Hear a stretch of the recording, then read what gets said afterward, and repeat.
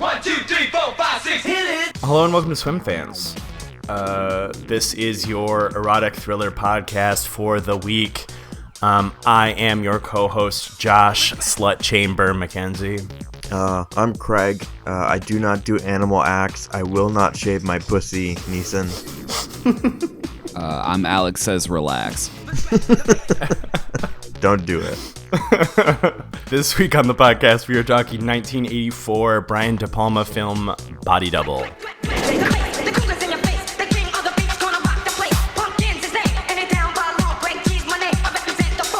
If you haven't seen Body Double, it's the story of Jake Scully.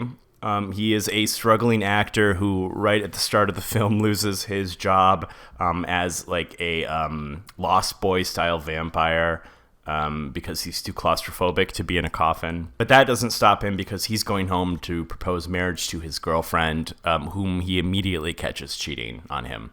So he leaves her. Obviously, he begins staying on a friend's couch, and at acting class he runs into a friend who introduces him to a new friend, Sam. Sam sort of takes him out, gets him talking, gets him drinking, and Sam tells Jake that he is going to Seattle to do some gig or another. His friend is out of town and needs a house sitter, and it's one of those like ultra modern affairs in the Hollywood Hills. I think it's overlooking Mulholland Drive, or a Mulholland Drive-esque road. So Jake takes up Sam's mantle of house sitting for this guy.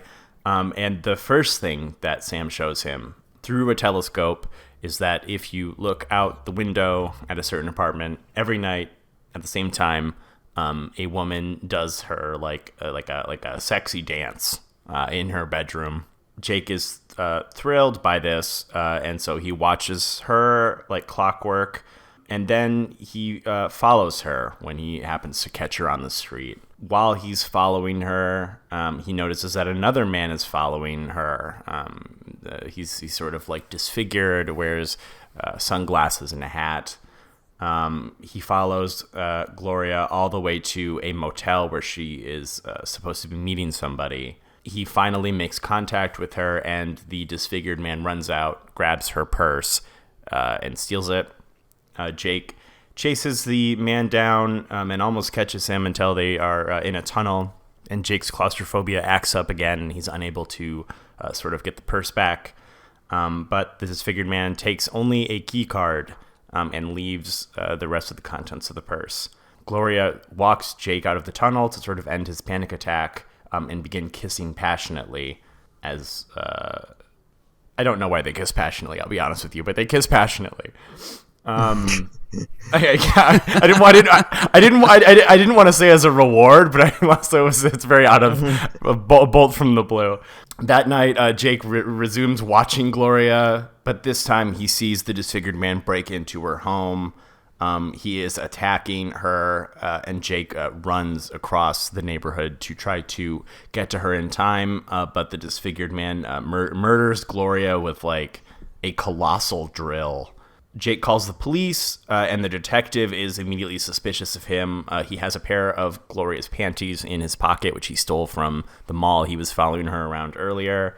The cop is basically like, okay, even if you didn't kill her, you were stalking her, and your failure to report any behavior caused her death. Later that night, Jake, watching like porn on TV, spots a woman who he notices is dancing exactly the way that Gloria used to. Her name is Holly Body, played by Melanie Griffith. And Scully pretends to be like a porn producer in order to meet Holly Body. He sort of swindles her. He tells Holly that he's a porn producer. He's going to put her in a movie. But what he really wants to learn from her is if Holly was hired to impersonate Gloria at the same time every night to do that dance. He finally gets it out of her that was her job. And obviously extremely angry with him, Holly storms out of the house. Jake sort of puts together that Sam, the guy who set him up with this arrangement, hired Holly to pretend to be Gloria to sort of get Jake wrapped up in this murder plot. And it's sort of put together that Sam is actually Gloria's real life husband, Alex. In like the final movement of the film, the disfigured man actually kidnaps Holly as she's trying to hitchhike. Jake catches him, follows him, and the disfigured man knocks her unconscious. Disfigured man is like digging a grave near a reservoir, and Jake is almost killed by the disfigured man when he throws him into like the grave that he's digging. Jake has like this hallucinatory moment where he overcomes his claustrophobia, and then the couple's dog, Gloria, and Alex's dog, attempts to attack and kill Jake, but the dog misses, and the disfigured man, who is actually Sam/Alex under all the makeup, is knocked into the reservoir with the dog, presumably dying. He frees Holly from the pit. She is still alive, and in the last scene, sort of over the end credits, Jake is recast as the vampire in the movie. He is now brain normal. He is free of claustrophobia. And it's this sort of like fun, sort of tongue-in-cheek look at making movies, like the minutia of making movies. What do we think? I like Brian De Palma movies. Wow. Okay. I really like Carrie. I really like Sisters. Two of my favorite movies of all time. This is an odd one. I think the whole thing could have been leaner and sharper, especially in the first half. But I'm of like two mixed minds about it. At once, I enjoyed the kind of eccentricities of it, the stop, don't do it sequence, Melanie Griffith just in general being in this film. But that first half, man, that first half of like, I'm a Hitchcock movie, holy shit. I found that deeply grating, and I think it's difficult when it's so obvious, or it's such a one-to-one. I think like Coppola's the conversation gets away with it because it's like audio and it's video and it's photography and the kind of imagination of a woman as a victim. There's ways that you can kind of handle it that aren't so one-to-one. But like, I get that this movie, I mean, my God, the movie opens with like not only on a film set, but then after that sequence, we're seeing this like Western landscape. But then it's revealed that it's two men holding a Western landscape. Yeah. They get you get one of those. They went for two. They went for two right up top. So it's like, I felt myself very, very kind of frustrated with the film. I was kind of like trudging through it. And then the film decided that it was going to be expressive. It was going to, like, once he starts doing porn, in order to find the body double, the movie kind of opens up and becomes expressive and exciting. So it's odd. It's a really strange movie, and not something that and I'm sorry, speaking of the kind of like Hitchcock tropes, De Palma's already done this in the John Travolta film Blowout. Very similar kind of conceit. Of having like witnessed something but maybe not, blah blah blah, recording it. Yeah, I don't know. This is like a movie that goes right down the middle for me in a strange way. Yeah, my first note is new movie or Hitchcock again. But I think I came down way more positive than you overall. Like, I really loved this movie. I like that it, like, in terms of Brian De Palma movies, I like that it was like maybe a bit closer to Phantom of the Paradise than it was like Carrie, and like the way it leaned like really, really heavily into artifice at certain times. But I also to almost like a disorienting degree. Right. There's that kiss where they're like in front of a rear projection screen, but they're also spinning at the same time, and they just look like they become out of place. There's that whole relax scene. Which is such an amazing use of that song, because I grew up with that song mostly from it just being on the radio as a one of those sort of holdover 80s hits, and never really fully being utilized as a sleaze anthem like it is in this movie. Even though the music video for the song is basically that scene as well, but this movie, talking about Body Double, not the music video for Relax. I like that it's like an American giallo film. Maybe not enough people get murdered in it for it to really count as a giallo film, but it plays like really fast and loose with its story.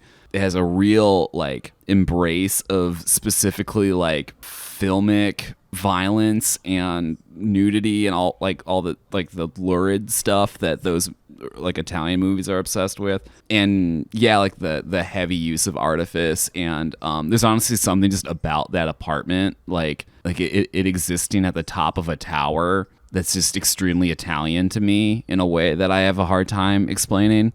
Yeah, so it really reminded me of like kind of a Dario Argento film, like not his horror stuff, but like his more slasher stuff. No, were you talking about the apartment that Jake is house sitting for? Yeah. Like it's actually that's the chemosphere. I don't know what that is. It was designed by famous UP architect John Lautner.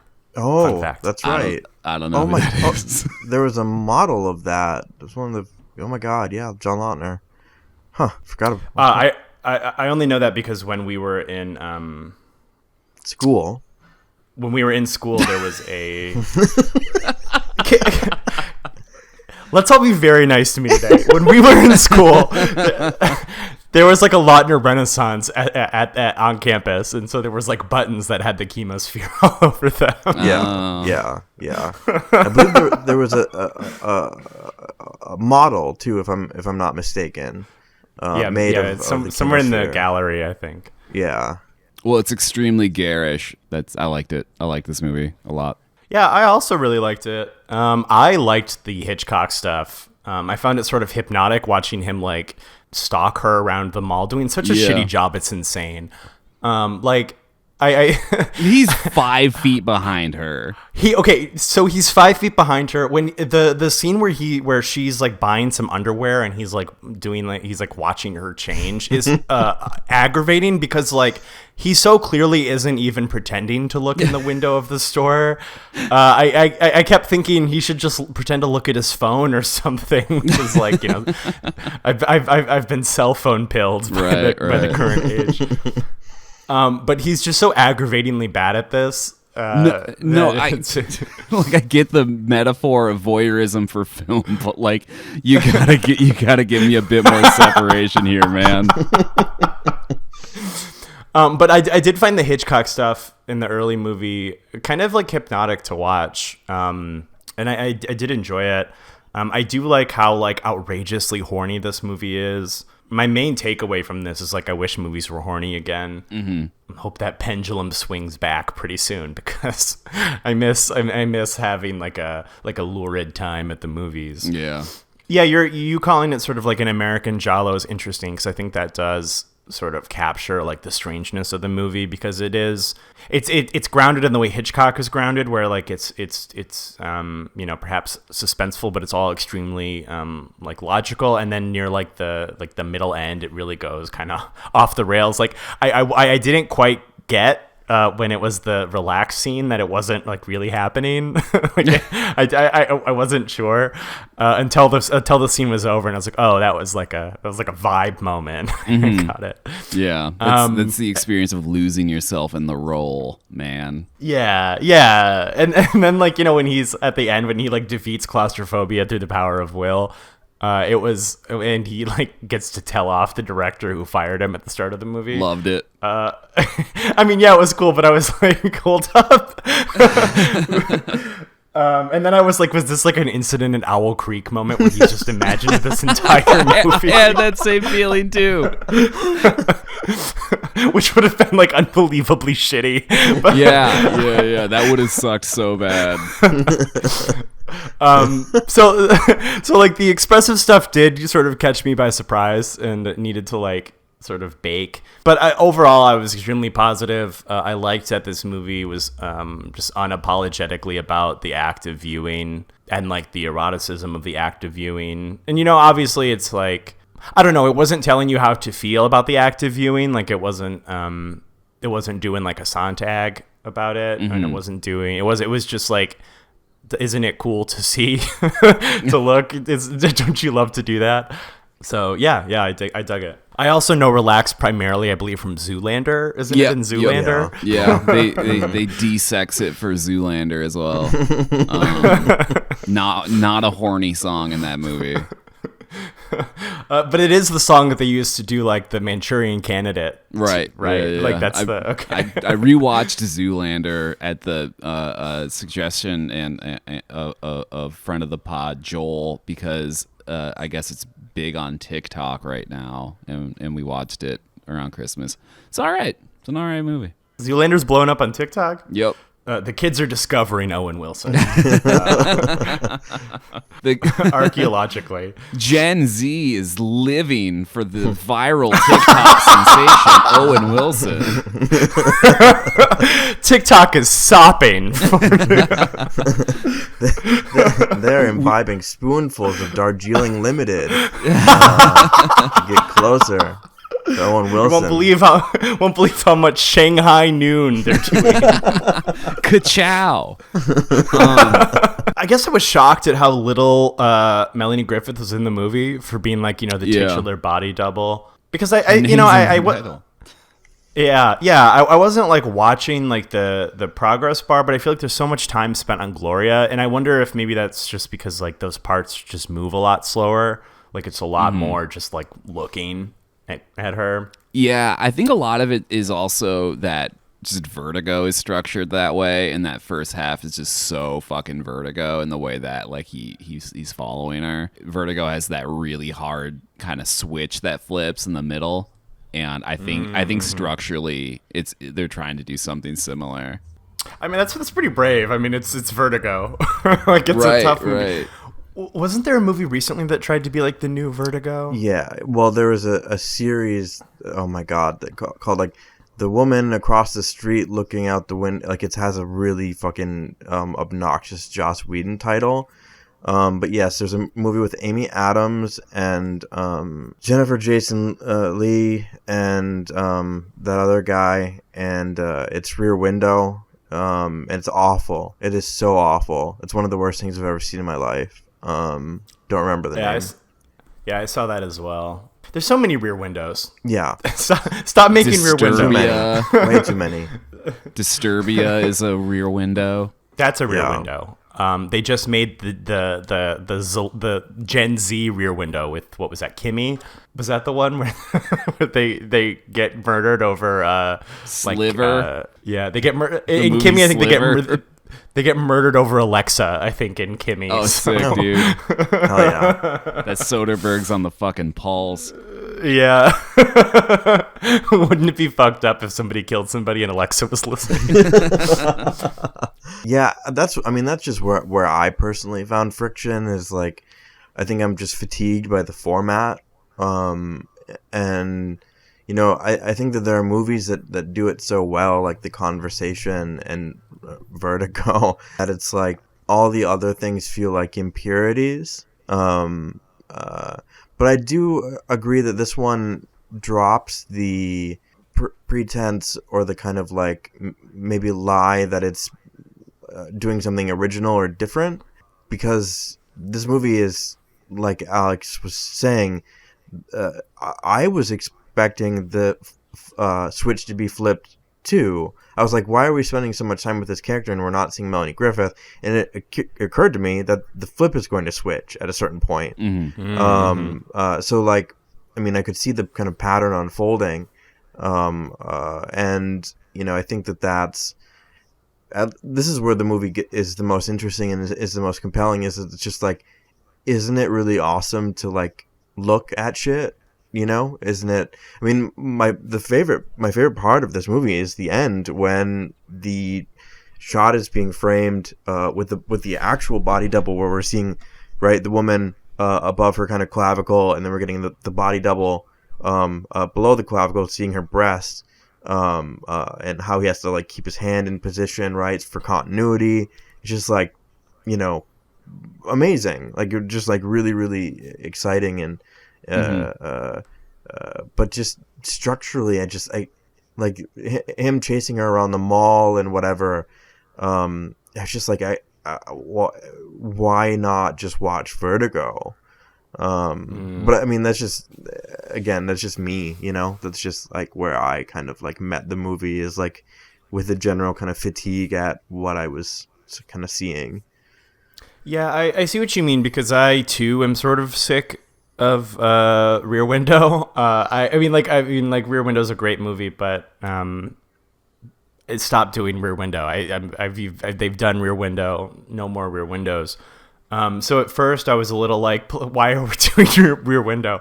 But then I found it so pretty quickly. I sort of slipped right into it because I found it so I guess sort of outrageous at first, because like, what the fuck is she doing in her room? Right. What's the logical explanation for her doing like a dance in her underwear, high heels, and just a shit ton of gems,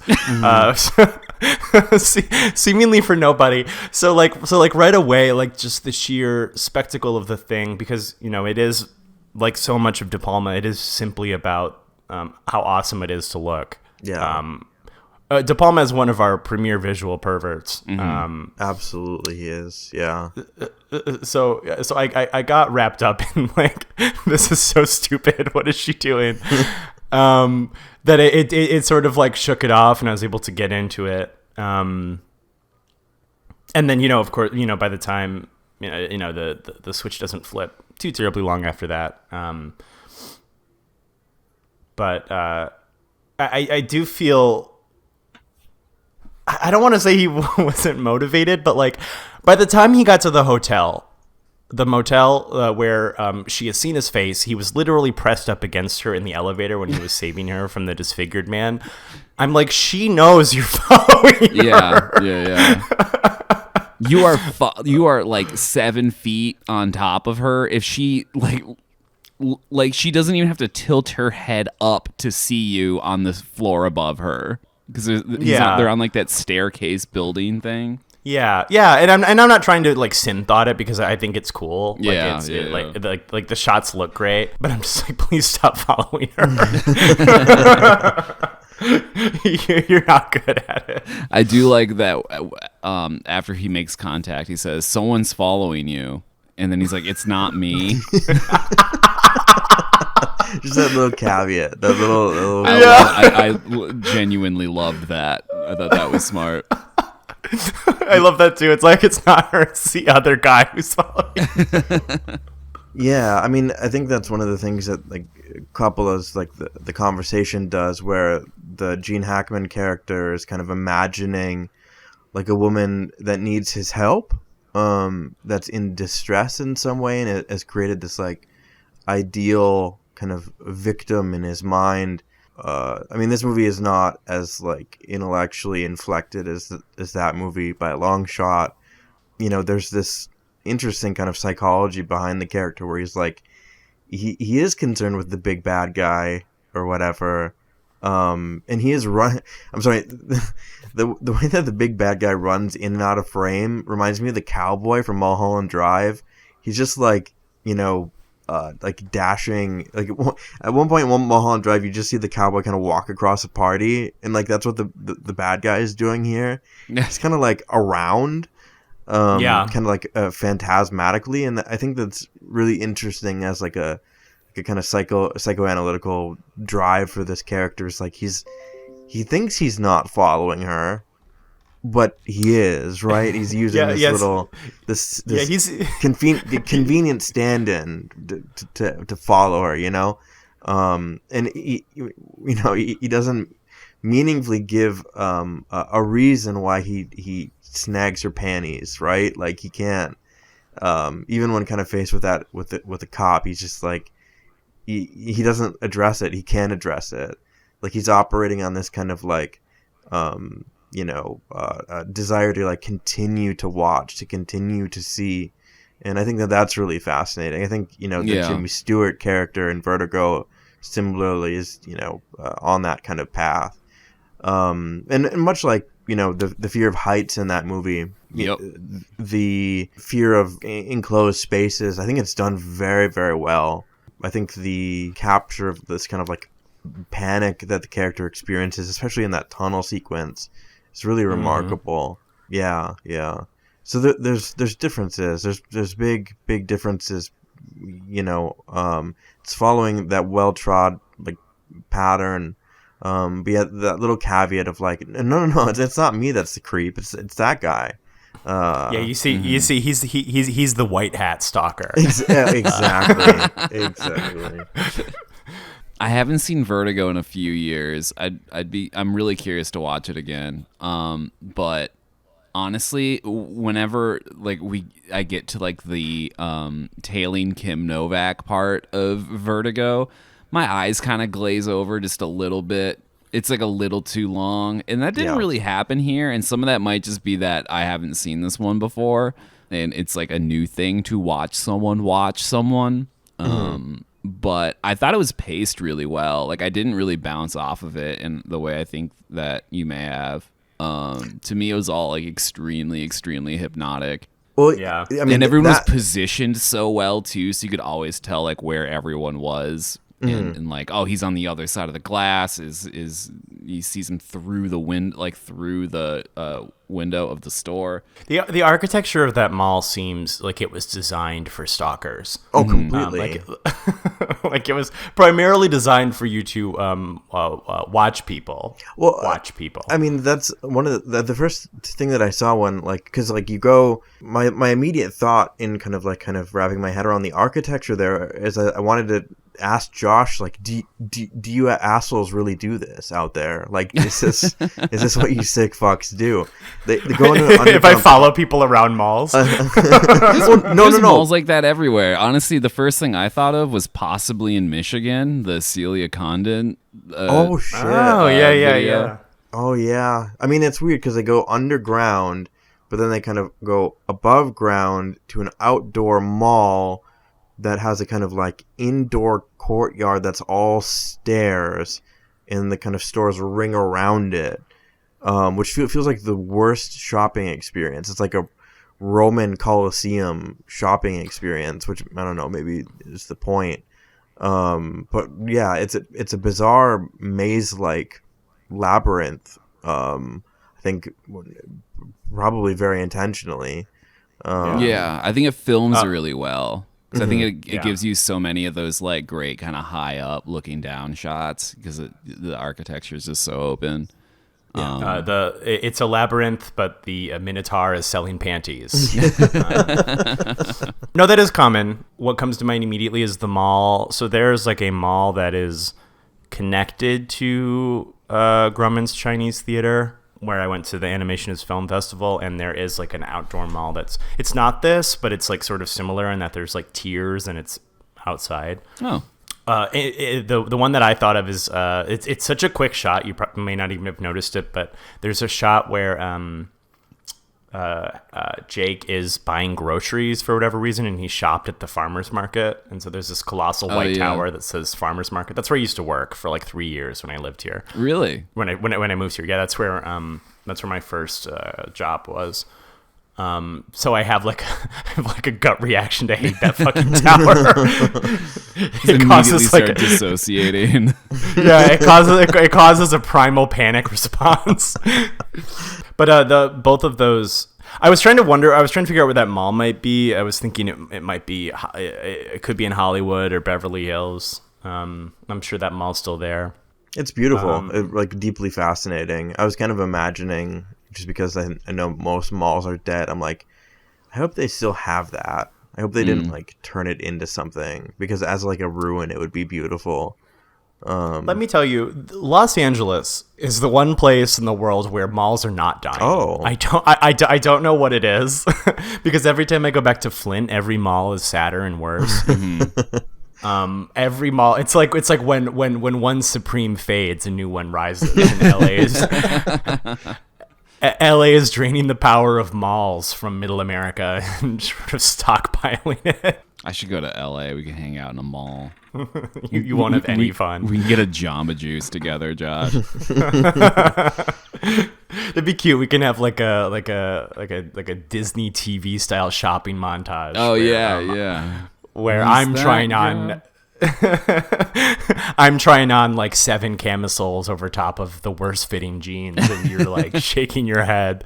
And I'm outside with my eye line very clearly peering through the curtain the changing room. I mean, it's because we're seeing this shopkeep like kind of like looking at him, and he's like even. Like at a certain point, is he like kind of like bending? Because we're seeing the kind of gap between a curtain and we're seeing into the changing room, and she's changing her panties. And does he like? Maybe I'm just like hallucinating this. Does he like look in, do a little like? Oh, this is the panty drop sequence. I mean, it's like it's so ridiculous. Like it's so comical. He might as well be drooling in that scene. Yeah, for real. The where the tongue rolls out, right? And you're the horny you're the horny wolf at the restaurant. Let's get real Tex Avery with it. It was just insane how like she like he couldn't like she clearly caught him, and Jake saw that the shopkeeper caught him, and he just didn't stop looking. Right. And I'm like, he's like, this is a movie. The people on the screen can't look back at me. Yeah. And I'm like, brother, she got you. Like, move it along. Man, you ain't slick. Get out of there. And instead, when he's kind of like sees the grotesque man, he just changes position. He's looking at it from the kind of interior of the mall space, and then he goes outside to the street view of the mall space, and then continues to look into the same fucking shop. It's just like huge pervert behavior. Right. And so ill-equipped. It's like, no, it's like, but yeah, no, man, you're the good pervert. You're the one. Yeah, for real. I'm doing the good voyeurism. Yeah. I liked the murder quite a bit. Oh, I loved it. Yeah. So before, I didn't include this in the summary, but before he murders her with like a Acme cartoon drill, the disfigured man attempts to strangle Gloria with like a phone cord, which was really visceral. Mm-hmm. I could really feel the texture of that phone cord. And then she gets away, and so he attempts to kill her with I don't even, is that a real tool? Like, I don't know what that's for. I'm sure it is. I mean, I'm pretty sure it is. They are, but like, I don't know why you would need a bit that's a long, that is that long. There's like probably like only a handful of situations where you would need a bit that could drill that many feet. Like if you need to implant for when you kill your wife that you're stalking. Exactly. If you need to like put steel rods into a concrete pillar or something, you might be able to use that. Yeah, if you forgot to put rebar in there, and you're kind of retro. If like you need to like bring something off of a pre-existing one or something, and you need like a straight line into it. I love the idea that you're just the concrete bimbo who forgot to add the rebar to your structure. Oh shit! I can do it really quick. They won't notice. Oops, all concrete.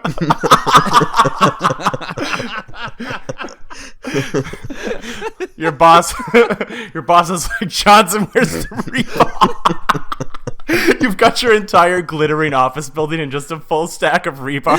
shit.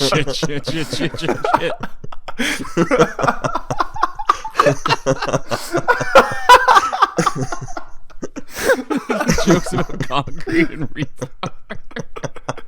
Yeah, it's the Hennemore sketch of putting rebar into a building. But I mean, that was like a new gruesome way to kill somebody. I love that. I love the way they frame it too, because Jake is like trying to defeat like the dog that is attacking him when he breaks in to save her, and so you don't see her getting murdered. You just see the drill going through the floor, and there's just like blood. Yeah, like blood starts pouring out of the hole as it's like being drilled. It's very, very like comic book. Yeah. I mean, you're getting all the like the drywall mixed with the blood, so there's this like powdery white with the blood. I mean, when he's attacking her, he like nips her a couple times with the drill, and then there's that moment where she's like almost about to escape. She trips and she falls over, as a woman is off to do in a film like this. And then the bed is actually blocking our view of the drill coming down and actually like penetrating her body. I'm like, oh, well, that's okay. I get it. They can't show it. But once our hero breaks into the house and that fucking drill comes through the ceiling, it's like, oh, holy shit, they found a solution. Like, yeah.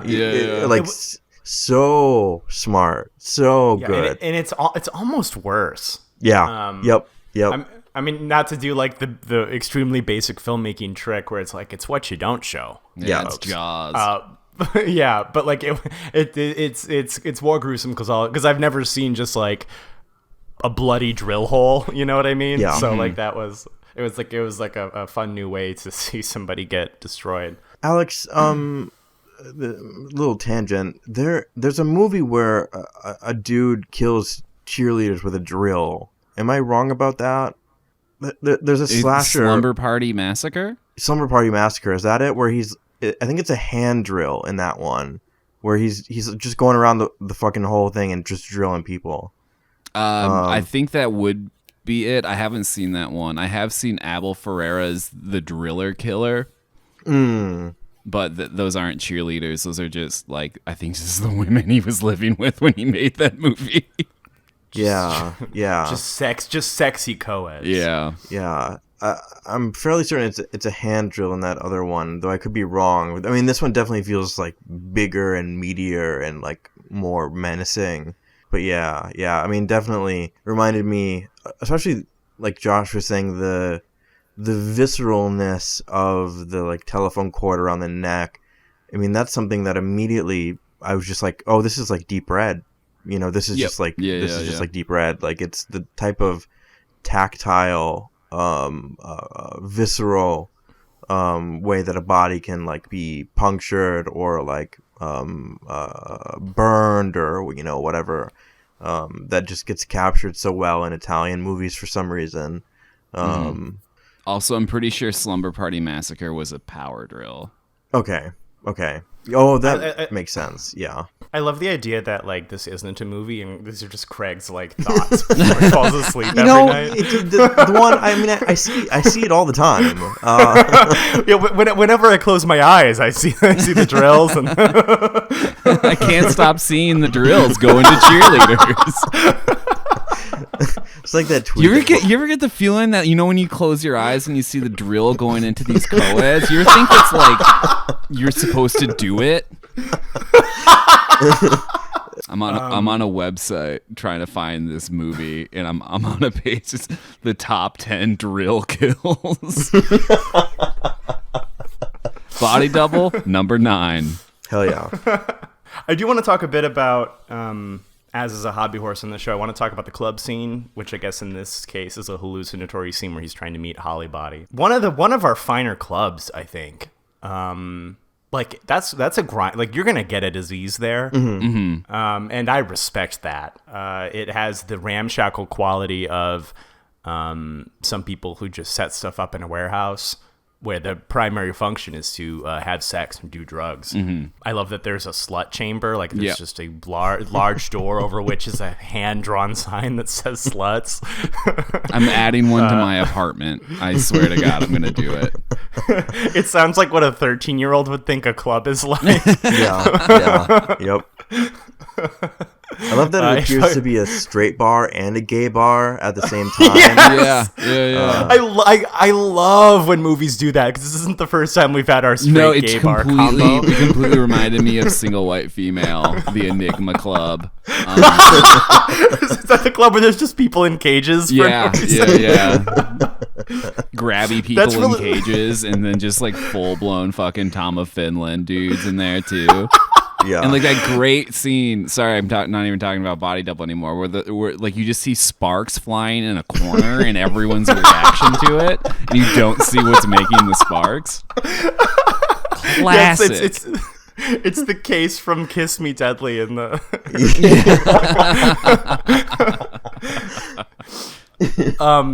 No, the club and single white female really is the gold standard. It for can't club be scenes topped in if you're looking for like depravity, like a type of like naive depravity. That really you can't top it. Like I imagine this is what happens in a sex club. They all listen to like Pure Moods and sit in cages.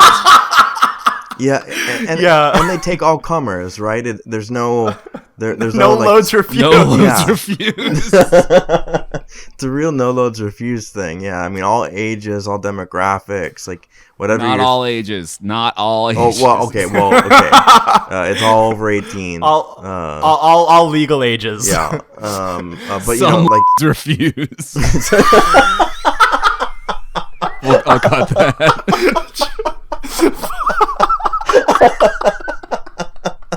I'll cut it. Don't worry.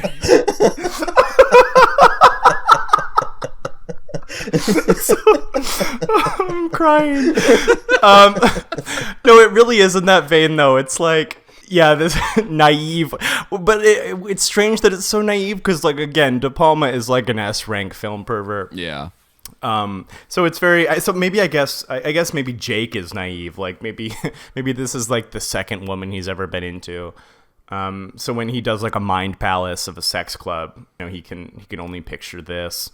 I guess I thought that the sluts chamber was gonna be like a bathroom, so I was surprised for it just to be like another room. It was like the changing rooms, right? Or like dressing rooms or something. I guess like it just seemed like there were just people vibing in there, like it was just Yeah. another room in the club. But you know, it's really great architecture to inspire so much like thought into it. In that same sort of sequence, I really like the shot where he finally meets Holly, and it's like he's like peeking his head through the window like a little like shame pig, and Holly's in like the mirror, which is right next to his face. That was really cool. yeah, yeah. I love that he's dressed like a weird nerd, like a 1950s nerd. It's actually such great styling because again, that's the first time that we're sort of like in unreality in the movie. So like when he shows up there and he's in like cartoon nerd look where he's in like an Argyle sweater vest. And I'm like, what the fuck is he wearing? He's just like a Like, background character in an Archie comic. Yeah, exactly. And I'm like, just like, okay, I don't know why. What a terrible wardrobing choice. But then when it's revealed that that's like his schlocky porn character, I'm like, oh, that's actually really clever. I like that a lot. I also like how they repeat the line, like, I like to watch. Does that get you off? And the first time he does it, he has to do it with like the porn director. And then there's that really great little exchange where he's like, what am I watching? And he says something like, what are you, like a method actor? Which I thought was really funny. Yeah. Yeah, it's interesting. That's actually because we're left in this kind of ambiguity of like what's happening in that sequence. And then when that line gets repeated, it's like, oh, we're in the film. We're in the movie, yeah. We're in the movie, and it helps that kind of disorientation gets kind of centered, and that opens up the kind of pathway to the Melanie Griffith character. It just the way that the film blossoms in that moment. This is when like I started being like tractor pulled into the like. Why did I say tractor pulled? I meant to say like, Tractor beam. Like, country girls make do, Craig. I meant tractor beam, but then I got like 4-H County Fair for some reason. But no, like you know, it suddenly grounds everything. It's like, oh, okay, we're in the nerd that's peeking in the dressing room or whatever. Like it's like, oh, okay. And then of course you see the camera rig in the mirror, which is, you know, a very Naked Gun, but I love to see it regardless. Yeah, I really liked that. Oh, and I know we talked about it already, but the fucking relax playing in the background. Oh. Perfect. It was like It has. I was watching it on. I spent way too much fucking money on speakers this past year, And like the whole entire sonic texture of the film changes in that moment, where like you're watching a movie and then all of a sudden you're watching a music video. And I think that might actually be the guy from Frankie Goes to Hollywood in the movie itself, like lip syncing the words. Yeah, my speakers just start thumping. It's such a jarring kind of experience. It like completely pulls you into it. And by the time the like artifice of that scene broke, I was in it. You know, like I felt like I was just vibing with this new style until it pulled me back into the movie. It was so awesome. I never thought much about that song. Like again, my only sense memory is Zoolander. Right. And I'm like, wait, this goes. Yes, like dude. This fucking owns. It reminded me of. It's not quite as good as this, but it reminds me of when Blondie's in American Gigolo. It's just like when shit. What's the movie that Gangsta's Paradise is in? Is it Dangerous Minds? Dangerous Minds. Mm-hmm. Because this is the movie that popularized relax for America. Sometimes a music is good. A song is good. And again, Zoolander gentrified relax. And there's also like a really bad remix of it in it as well. I don't know if they even play the original. I'll double check that. But if it's in the podcast, podcast, it's true. But yeah, no, they completely defanged it over the years. Well, do y'all have any final notes about surprising your wife by coming home early? Is the quote, "When we're out of here, I'm going to buy you a beer," unquote, of Matrimony. Oh my God. It's I got a week left till retirement of getting married. Yep. Though it's the what could possibly go wrong of having a girlfriend. Simply never walk in. I'm just gonna pick up some hot dogs on the way home. Yeah. Folks, if you've established a schedule, do not break it. Do not. You don't want to know what goes on when you're not there. To be clear, this is what happens in every household. Do not deviate from the schedule. Boyfriend, girlfriend, it doesn't matter. They're all getting dick down.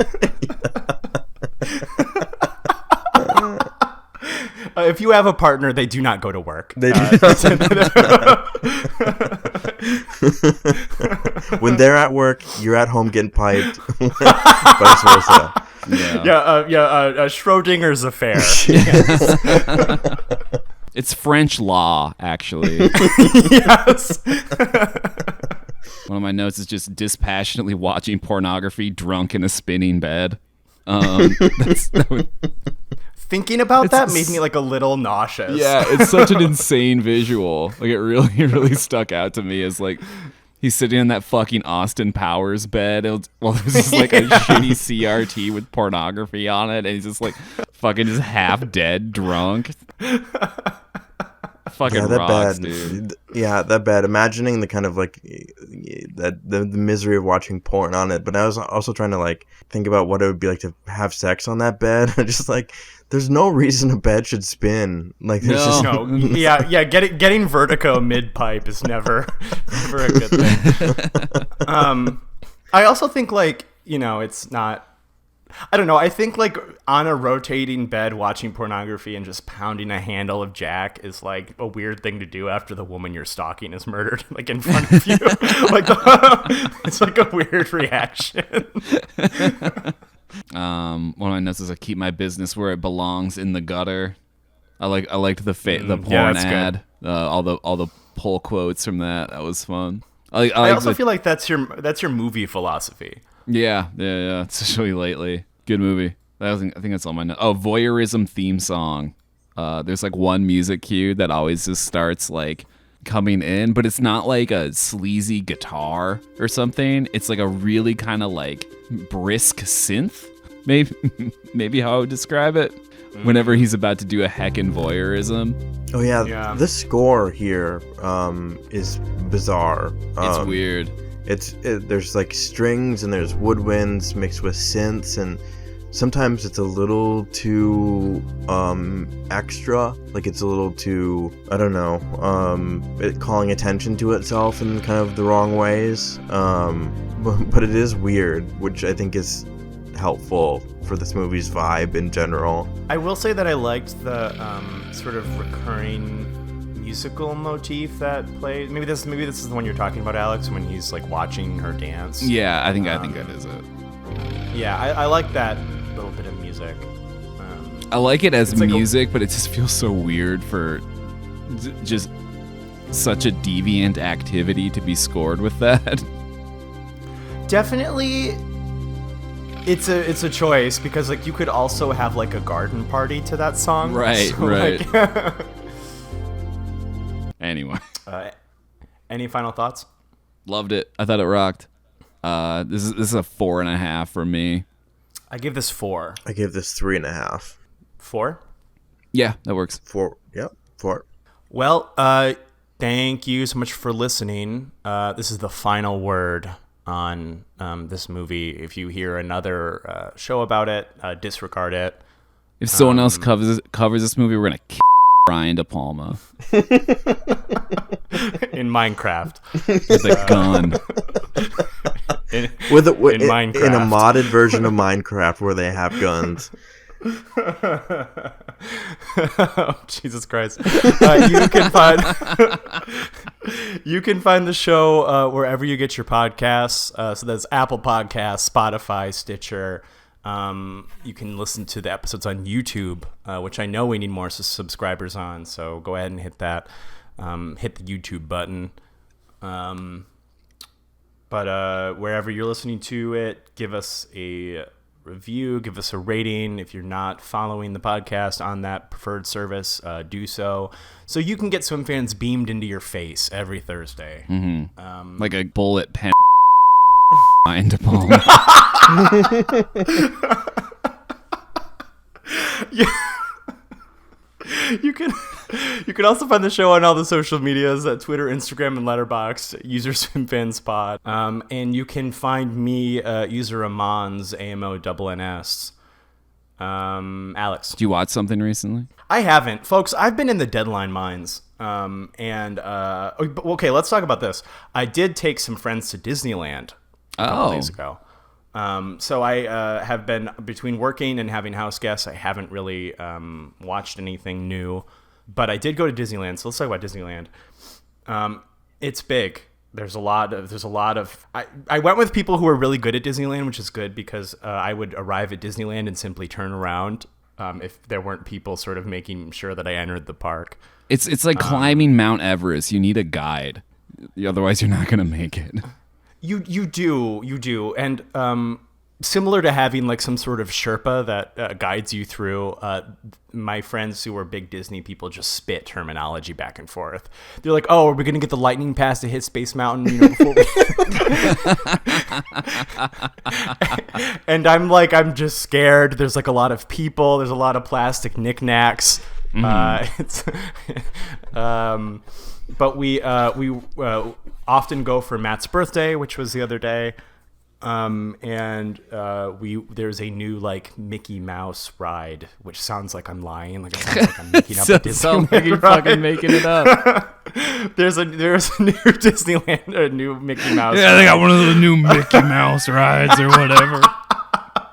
There's a new Mickey Mouse ride, and it was pretty cool. It's like it's trackless, and instead of animatronics, they have like these like partial projection. So they're like projecting like the faces onto like these models, so it simultaneously looks like it exists in space, but then it has sort of this like seamless effect where it's like an animated face that's being projected onto the ride. So like technically it was quite amazing to see. We were there for like 13 hours. There's no short day at Disneyland. Right. Yeah, so that's what I did. Alex.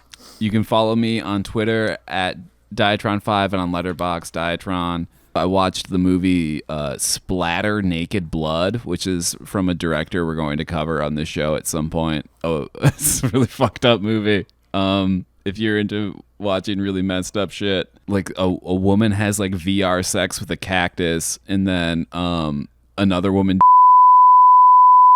If you would ask me to come up with a joke movie for you, that's what I would say.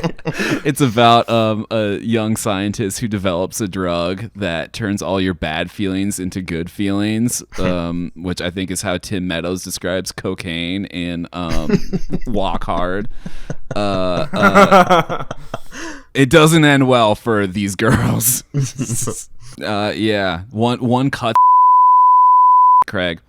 I'm Craig. Craig. You can follow me. I'm sorry, that threw me off. I'm at Craig Neeson on Instagram and Letterboxd. It's the worst thing you've ever said. I can believe it.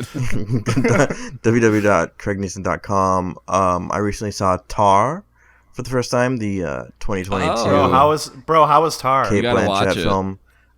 We will be discussing these films in a bit of depth for our Oscar Mania. I loved it. I thought it was phenomenal. I think that, I don't have expectations for people or whatever. I don't know. That's weird. But like, Kate Blanchett carrying a whole fucking movie, again, just More likely than you'd think. more likely than you'd think. More likely than you'd think. And it's good. It's real good. That's been on my watch list since I first saw the trailer. Yeah. And I haven't seen it yet. Since I saw the poster, it's got a cool poster. Yeah. It's too bad we're not recording this tomorrow, because tomorrow I'm going to go see Infinity Pool, the new Brandon Cronenberg joint. There's always next recording. There's always next recording, so there's What no do we do? preview about What are we doing? talking about next time. For next recording. So it's my pick, correct? Yes. Yeah. We're doing Pedro Almodovar's Law of Desire, 1987, with Antonio Banderas. Okay. Oh, we're back. Oh to no, sorry. Antonio. Wait, did I say Pedro Almodovar? Yeah. Okay, sorry. Yeah. I'm tired. Yep, Pedro Almodovar. What was the name of the movie? Law of Desire. Oh, that's one law I will not be breaking. That's actually the only law in France. Taking us out is Relax. Hell by yeah, Frankie Goes to bitch. Hollywood. Bye-bye. Bye. Bye.